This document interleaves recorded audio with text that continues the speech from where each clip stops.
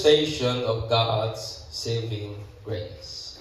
Kanibang mga pagpadayag ba sa grasya sa Dios nga nagaluwas mga igsoon. Palihog na lang dahil kung tusulok-tusulok dito dong, ikaw may hawod ana. No? Ang atong text, makita natin na po kung Titus 2:11 down to 14. O sunda lang po ninyo basa igsoon. Titus 2, sunod sa Thessalonians, New Testament, 11 down to 14, ang pulong sa Diyos nag-iingon. For the grace of God that brings salvation has appeared to all men, teaching us, denying ungodliness and worldly lust, we should live soberly, righteously, and godly in the present age, looking for the blessed hope, the glorious appearing of our great God and Savior, Jesus Christ, who gave Himself for us, that He might redeem us from every lawless deed, and purify for Himself His own special people, zealous for good works. Hallelujah. Ang Ginoo magadugang oblas sa iyahang mga pulong igsoon. What is grace? Unsa di ay ng grasya? No? Usa sa mga common nga theological nga pagsabot o most daghan nga mga scholar nagkauyo niini that grace is God's unmerited favor. Kana bitang pabor nga none of us deserving. Kanang pabor bitaw nga why ni usa nato angayan, why ni usa nato takus, why ni usa nato naka-earn. Tungod kay ang favor sa Ginoo dili ka na earn. Kay kung earn na dili na matawag nga pabor mga igsoon.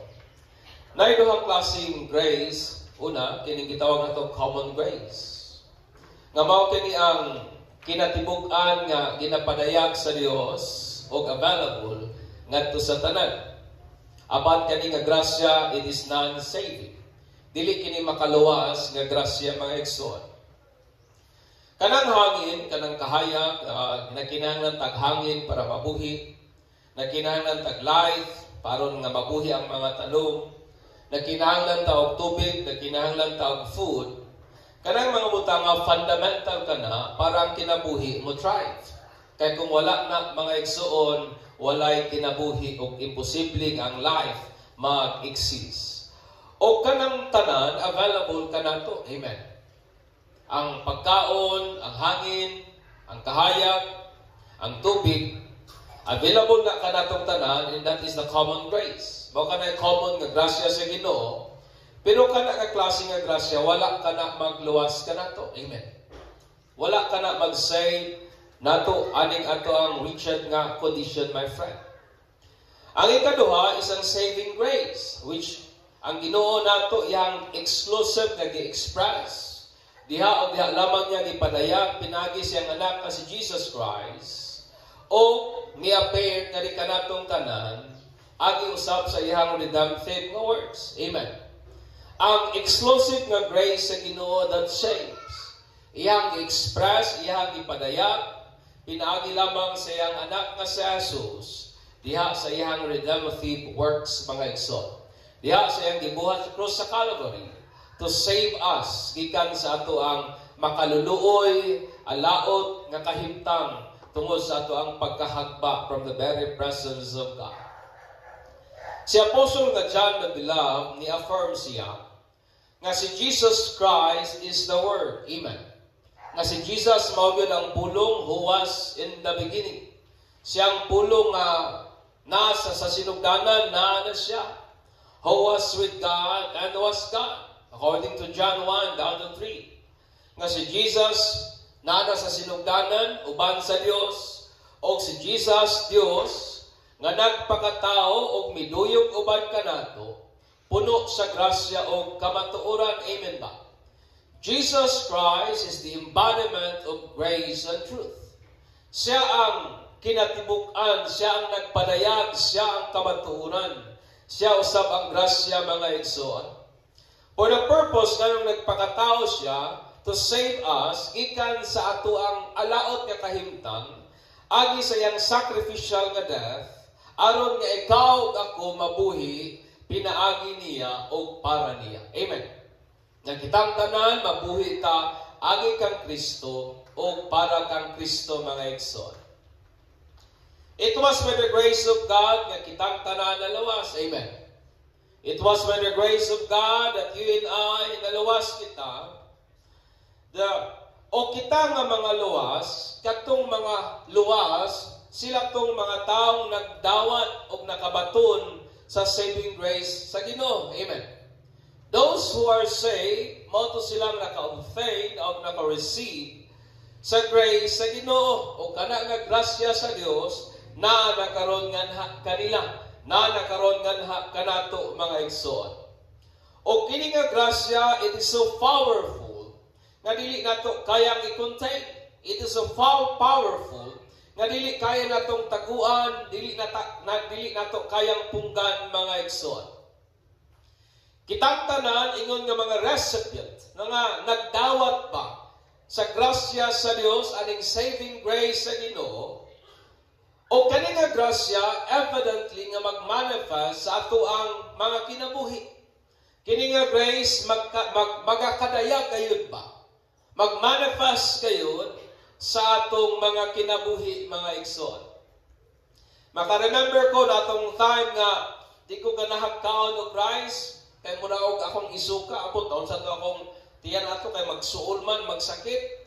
Susulod sa, I think, mga 5 kaadlaw, wa gyud ko'y laing ginakaon, prutas, saging, melon, apple, prutas ra gyud. Murag nagprutaryan ingon pa nila ba? And then akong nabantayan, sa pilang adlaw na akong ginauna og prutas, ang akong palit na kanang murag na presko ba? Na nagnindot ang panit, no? So naagay resulta na yung manifestation ang pagsige nako kaog prutas akong physical na parents mao man po ning grasya mga igsoon. Amen. So is the grace of God. Og niyaning mga tulo ka manifestations sa grace among those who believe in our saved. Niyatong mga nagtuo o mga luwas, mga igsoon. Una, kining significant nga change sa kinabuhi. In verse 12, ingon si Pablo ngadto kang Titus nga kining maong grasya sa Dios nagtudlo nato aning maong mga butang. It teach us to deny ungodliness and worldly lust. And then sa pikas nga bahin, it teach us sa pagkinabuhi nga soberly and godly and righteously aning atong present nga time mga igsoon. Sa diyang ikaw ako gipanganak sa kingdom sa Ginoo, di ba kay kitang tanan birthed man into the kingdom of God, di ba? Mo nang gitawag ta mga born again because we gipakataw ta into the spiritual kingdom of God. Pinaagi kang Christ Jesus through His blood. That's why mga kabahin na ta sa kingdom sa Ginoo. Sa diyang ipakataw ta into the kingdom of God, regardless igsoon sa atong earthly nga credentials and status, kitang tanan nagsugod yun as mga spiritual na babe or babies. Amen. Nagsugod yun tanan, bisan pa og nakabi ka 40 na ka, nakabi ka 30 na ka, nakabi ka 50 na ka, with kanang bitawng notable nga reputation, kay ilado kay ka, doctor ka, abogado ka, etc. Regardless sa imong credentials mga igsoon, kitang tanan nagsugod ingon yun nga mga bata nga Kristohan. Amen. Nagsugod yun ta as babies and then gradually nagaka-develop kita ngadto sa pagkahingkod o pagkahamtong hangtod nga atong maabot ang fullness ni Christ sa ato ang kinabuhi. Amen. Tungod kay ang pinaka-aim po sa Christianity is to be like Christ. Walay shortcut mga igsoon. Ingnan mong tapat, walay shortcut. Walay way nga mapadali nato ang progress o ang growth kay walay shortcut mga igsoon. And as we grow in our faith, samtang nagatubo ta, nagalambo, nagauswak ta diha sa atong pagtuo, kini bang significant nga change nagakahimong evidence sa ato ang kinabuhi. Kana bitang progresibo, maayong mga kausaban, sa atong kinabuhi, nagakahinay-hinay yung nagakadayag o nagakakita mga igsoon. Amen. Hinay-hinay nga nagakakita, hinay-hinay nga nagakadayag. Ang grasya po sa Ginoo, that say, is indispensable sa tuwang spiritual progress and development. Dili na nimo pwedeng bulagon. Kabahin na gyud kana siya. Tungod kay kining maong grasyahan nagatudlo nato sa paghinay, pag-refuse strongly, pagdumili sa makusganon nga pamaagi, kining ungodliness, kaning pagkawalay, dili pagkadiusnon, dili pagkamatugyanon sa katuyuan nga iya sa Dios, o kining mga kalibutanon nga mga kailibgon, my friend. O gingon ni Pablo, kining grasya sa Dios nagatudlo nato. O kining pulo nga nagtudlo, nagpasabot kini ani nga context, it primarily means to train up a child. Kana bitaw nagatudlo kag usang bata, gina-train nimo, ginabansay nimo aron nga mahingkod sila o sa dihang mahamtong sila, ma-realize nila ang ilang full nga potentials. And that is the word teach.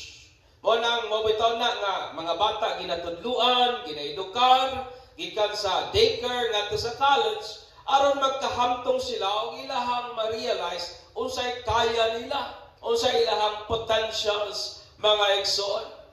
O kabahin na ng pagtudlo, mao ang naglambigit kanaan ang disiplina o mga pagbadlong.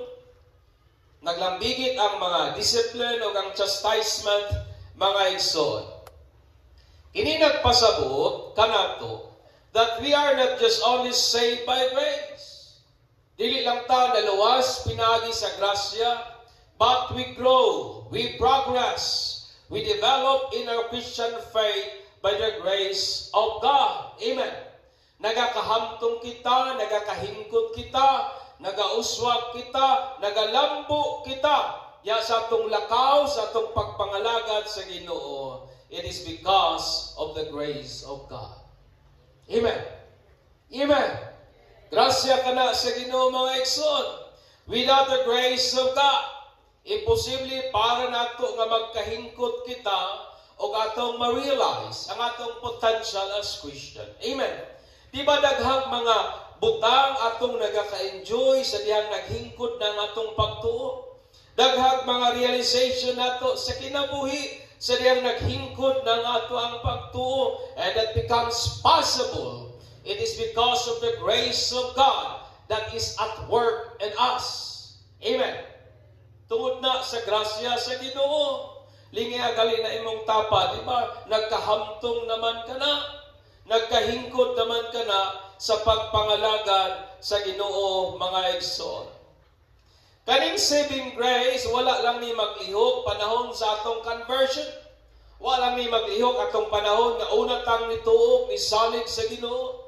Wala lang ni siya nang lihok atong panahon nga ang atong pagbati daw may something ba nga namuhat nga nakahimo ta sa pagtuo. Aba, nagapangilabot usab kini siya sa atong adlaw nga kausaban ug kabaguhan. Amen. It involves and it works sa atong day-to-day nga transformation mga igsoon. Kining grasya sa Dios, it train us. Kining grace ni Lord, nagabansay nato, nagatrain nato, nagatudlo nato, usahan pag-repudiate ang mga ungodliness, usahan na pagdumili, paglikay nga makusganon, kining mga kinaiyahan nga dili yusnon, o walay pagtawad o pagrespeto sa Dios o sa butangaya sa Dios, o ingon man sa mga kalibutanon nga mga kailibgon mga igsoon. Kining maong grasya sa Ginoo, nagatudlo nato pagdumili sa ungodliness o mga kailibgon aning kalibutana, but it also enable us, nagatabang usab nato nga magkinabuhitang sober, magkinabuhitang mabinantayon, magkinabuhitang na ipag-vigilant, magkinabuhitang na ipagkamapinungganon sa kaugalingon, matarong og Dios nun, aning atong panahon karon. Amen. It is the grace of God nga naga-enable nato anang butanga mga igsoon. That's why ni Pablo, help us to live. Nagatabang na ito pagkinabuhi. O ang pagkinabuhi, ano nga context? It means pagsinati sa gasa sa Diyos. Nga mao ang kinabuhi, a qualitative life that is found in a relationship with Jesus Christ. Kanang word na life o live nga gigamit yan ni Pablo, naghulagway ka na sa kinabuhi nga naggikan sa Ginoo. Usa ka kinabuhi nga nay kalidad nga nagsumikad sa atong relasyon diha kang Kristo, mga igsoon. Mo na nga kining maong grasya sa Dios naga-enable nato sa pagsinati sa may kalidad nga kinabuhi nga nagsumikad sa ato ang relasyon diha kang Kristo Jesus. Mo na nga madayag gayud ang positibo, ang progresibong kausaban o kabag-uhan sa kinabuhi. Amen. The manifestations of God's saving grace in us is una, kining significant nga change sa ato ang kinabuhi. Kana bitawng tao kung maglantaw nato makaingon sila nga lahi na gyud ka kaysa una. Amen.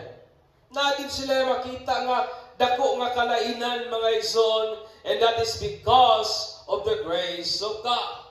Ikaduha, kining expectant of Christ's eminent return, verse 13. Ingon pa ni Pablo nga sa pikas pod nga bahin, nagapaabot usab kita sa pagbalik ni Jesus nga mga tuang bulahang paglaom, mga igsoon. Kung naman siguro ibutang ato siguro ginapaabot aning expectant nga dito ding na imong tapa dili siguro ng AX. Dili siguro ng masaurang uban, akap, dili siguro ng ayuda or tupa. Kung naman siguro tayo ginapaabot, nga nagahatag na itong excitement, buhi man tao patay, ang kasiguraduhan sa saad ni Jesus, nga mubalik siya sa dili madugay. Amen. And that is the promise of Christ, that He will soon return. Og nakanindot lang kaning Sara, pwede na itong paabuton, bisag nangamatay na ta. Bisan pag naghigda na ta sa lubnganan, kining maong Sara, kining maong hope, mga igsoon, dili gid kaya palungon sa kamatayon. Ang word na naglantaw, wala ka na mag-suggest nga daw, galantaw lang ka sa taas kag panglantaw nga daw, why tumong, mga igsoon. But kaning word na naglantaw, it means already willing, eager, and hopeful nga attitude, waiting of Christ's promise return ang atong bulahang paglaom. Kanang word na looking, naghisgot ka na nga naang pagkaandam, naang excitement, naang eagerness, naang kapagkamainiton, naang pagkamalaumon nga batasan ba, nga nagapaabot sa saad ni Jesus nga mobalik siya kay mao nay atong bulahang paglaom, mga igsoon. Amen. That is our blessed hope. O kining expectant nga attitude, it becomes evident sa ato ang adlaw-adlaw nga pagkinabuhi. Kining atong ginalauman, kining atong paglaom, nagakadayag o ginapadayag sa kung ginaon sa nato pagkinabuhi adlaw-adlaw, mga igsoon.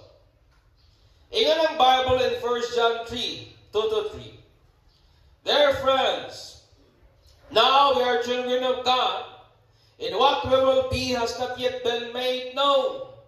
But we know that when Christ appears, we shall be like Him. Amen.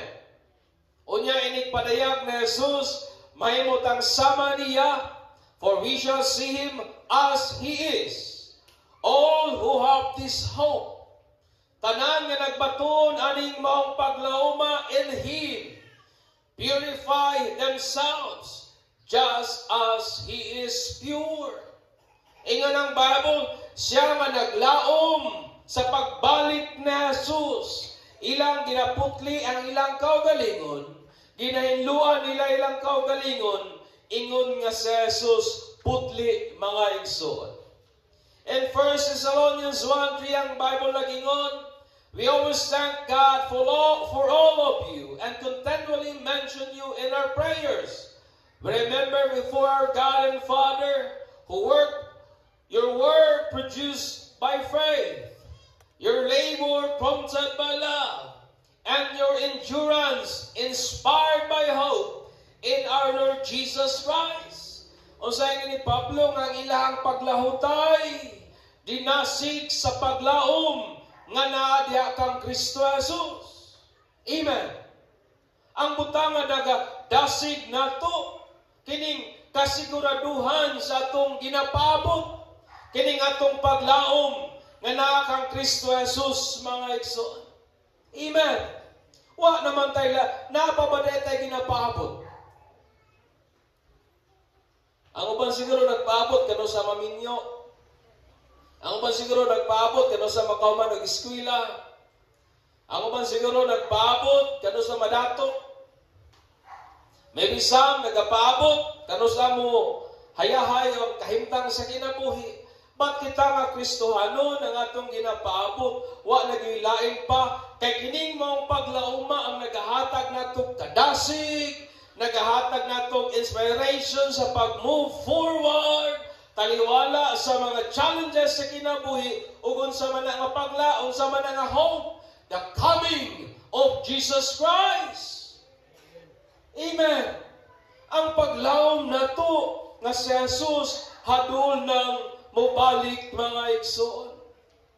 God's saving grace enable us to wait nga naang pagkaandam ug naang kalipay, waiting expectantly of Christ's eminent return, nga mao ang atong bulahang paglaom, o kana nagakadayag sa ato ang kinabuhi, mga igsoon.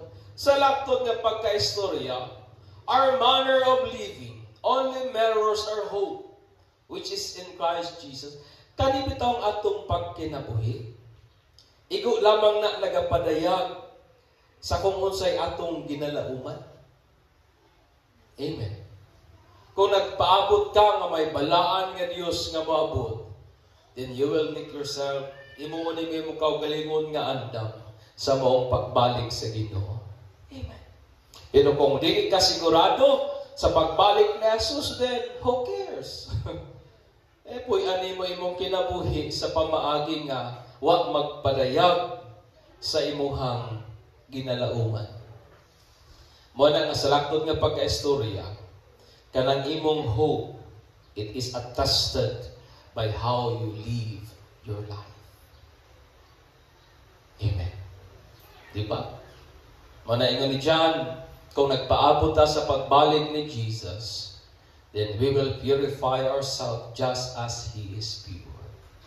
Ingon ni Pablo, nga kung sigurado ta sa pagbalik ni Jesus, kanang maong paglauma mo na nagahatag na ito kadasig. Lisod na sigod ang taong wa na maglaom. Lisod, i-inspire ang tao nga wa na ipaglaom. Kabantay ba mo anang tao, wa na hope nga makauyab pa. Di na yun. Bagsak na yung bagsok mo na yung umaga. Wa na say hope nga mo success, life, wala na. Undang na tanang plano sa kinabuhi. Kung wala na siya plano, wala na siya panlantaw nga makahuman, wala na. Muundang na yun na. Pero ang tao galing may paglaom, mula hutay mo padayon. Kay kining trabaho sa hope, mga igsoon, it inspires us. Nagadasig nato, nag-fuel nato sa paglahutay. Amen. Diba? Marago na sa panimalay, kung wala na tayo panglantaw nga mamanindot ang pamuyo, give up. Pero na tayo hope nga mapamaayo, padayon. Because hope fueled us, my friend. Ikatulo, enthusiasm for doing good works. Kining trabaho sa grasya, nagahatag na itong kadasig, nagahatag na itong kaabtik ba, ugana sa pagbuhat ng mga maayong buta. That's why nga ni Pablo, nga kitang tanan, itawag ta sa Dios, i-purify ta niya para sa iyang kaugalingon, gimo ta niyang iyaha ang purpose, zealous for good works, my friend. Kitang tanan, gi-redeem ta ni Christ, gikan sa ato ang lawless nga mga binuhatan. Iputlit ta niya para siya kagalingon, aron mahimong iyang bilihon nga posisyon for the purpose, mga igsoon, of doing good works. Inay mong tapat, giluwas ka sa Ginoo para magbuhat og maayo. Amen. Mingaw lagi. Ina ba gibuhat ka sa giluwas ka sa Dios for good works. Ingon ang Bible in Titus 3:3-7. At one time, kita mga foolish, disobedient, deceived, and enslaved by all kinds of passion and pleasure. Mao na ang atong kinabuhi kaniadto. Mga nalimbungan, mga masinupakon, mga buang-buang, ulipon sa tanang kailibgon aning kinabuhi. Nagkinabuhi kita diha sa puno tagkasina, malisyoso, being hated and hating one another, masuk-anon og sigilag dinumtanay, sigilag away. But when the kindness and love of God, our Savior, appeared, He saved us not because of righteous things we have done, but because of His mercy. Amen. Giluwas na si Dios dili tungod sa unsay atong nabuhat, apan tungod sa iyahang kaluoy. He saved us through the washing of rebirth and renewal by the Holy Spirit, whom He poured out on us generously through His Son, through Christ our Lord, so that having been justified by His grace, we might become heirs, having the hope of eternal life. Aron nga mahimutang unsaman, mahimutang tagapagmana ug makabaton kita sa maong paglauma ang kinabuhing walay katapusan. Amen. We are not saved because of our good works. No, none of us. But God saved us for good works. Giluwas ta sa Ginoo para sa maayong buhat. Walay buhat nga maayo nga makaluwas nato. Nayuban mga tao, maingon sila nga kung dili pa makaluwas ang maayong binuhatan, nang nganong magbuhat man kaog maayo. Remember that God saved us for the purpose of doing good. Amen. Giluwas na sa Ginoo para sa mga maayong buhat. Kung daghan mga maayong buhat igsoon, according sa Bible. Good work is a fruit of God's saving grace. Kanang mga maayong binuhatan, kanang atong maayong tinagdan sa atong isig ka tao, kanang atong pagpasensya, kanang atong pagpaubos, kanang atong paghigugma, kanang atong pagkamapinahiyomon, kanang atong pagkamatinabangon, tanan. Bunga na sa grasya sa Dios that is at work sa ato. Amen. Ang atong kaluwasan, my friend, is not a product of works, and it will never be, but of God's saving grace expressed pinagi kang Jesus Christ, our Lord and Savior. Being saved is having the saving grace of God. Pag mayong kaluwas na it means na naadihan nimo ang grasya sa Ginoo. Naani mo ang makaluwas na grace ni Lord. O ingon nga recipient sa grasya sa Ginoo, nga pinaagi niya na naluwas kita. This grace manifested in us, pinaagi sa significant change of life. Ako sigurado ko nga ang taong luwas, may kabaguhan gayud sa kinabuhi. Ako sigurado ko nga ang taong naluwas, pinaagi sa grasya sa Dios, naging significant na change sa life. Dili man siguro ing anak kadali. Dili man siguro ing anak kadayagan. Pero may hinay-hinay o significant nga kausaban sa kinabuhi, mga igsoon. Gawas na may significant nga change sa life. Nagkinabuhi pag yun nga naay pagka-expectant sa pagbalik na Jesus. Nagkinabuhi nga naa ba ang pagkamay damon. Nagkinabuhi ba nga naang pagka-excited ba sa pagbalik na Jesus. O na ang pagkamakugihon sa pagbuhat og mga maayong butang. Amen. Thus, let us operate our lives by the grace of God. Kung lantaw ninyo ang kinabuhi, mga igsoon, nakalahutay ta, it is because of the grace of God. Amen. May kadasig ta sa pagbuhat og maayo, it is because of the grace of God. Amen. Nagkinabuhi tang malaumon, waiting sa pagbalik na Jesus, it is because of the grace of God. Matapos silang giingnan kaganihang morning, and I want nga inyo po ding hiingon sa inyong tapad, ingnan na siya. Ingnan ba? Kung dako ang imong problema, mas dagaya ang grasya sa Ginoo. Amen. Amen. Mas abundant ang grasya sa Ginoo. And we can never exhaust the grace of God. Dili nato kaya sagaron ang grasya sa Ginoo. Unsa man kadaghan ang hagit sa kinabuhi, mas abundansya o dagaya ang grasya sa Ginoo. The grace of God is more than enough. Amen. Manindog ta, o atong pasidunggan